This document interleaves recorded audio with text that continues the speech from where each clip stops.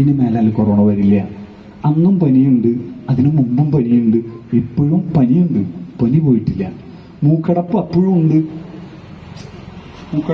മൂക്കടപ്പ്, ജലദോഷം, പനി, viral fever അപ്പോഴും ഉണ്ട്, ഇപ്പോഴും ഉണ്ട്. പക്ഷെ ഒരു 2 വർഷം നമുക്ക് കൊറോണ എന്നുള്ള പറഞ്ഞ പേരിൽ പേടിപ്പിച്ചപ്പോ നമ്മൾ വീട്ടിൽ കയറി ഇരിക്കുകയും ന്യൂസ് ചാനലിൽ എത്ര പേര് മരിച്ചു എന്ന കണക്കെടുക്കുകയും ചെയ്തപ്പോ നമ്മുടെ വീട്ടിലിരുന്നവർക്കും കൊറോണ വന്നു എന്ന് പറഞ്ഞാൽ ഭയമാണ് രോഗം.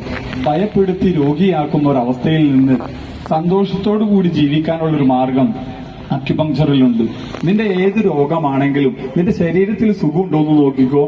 അക്യുപങ്ചറിൽ വന്നാൽ സുഖം അനുഭവിച്ചറിയാൻ കഴിയും. അത് മരുന്നില്ലാതെ, സൈഡ് എഫക്റ്റ് ഇല്ലാതെ, എന്താ പറയാ, അധികം പണച്ചെലവില്ലാതെ എന്ന് പറയാം.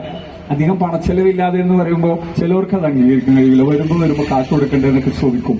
പക്ഷെ ഒറ്റ സ്കാനിങ്ങിന്, നടുവേദനയ്ക്ക് ഒറ്റ സ്കാനിങ്ങിന് ഇപ്പൊ ഈ അടുത്ത് വന്നൊരു കേസുണ്ട്. നട്ടലിന്റെ സെർവിക്കലില് ഒരു ട്യൂമർ ഉണ്ടായി. എനിക്ക് കഴിഞ്ഞ 2 ആഴ്ച മുമ്പ് ഈ ഭാഗത്തുനിന്ന് അവിടെ നിന്ന് വന്നതാണ്. നട്ടലിൽ ഒരു മുഴ ഉണ്ടായി. നമ്മുടെ നാടൻ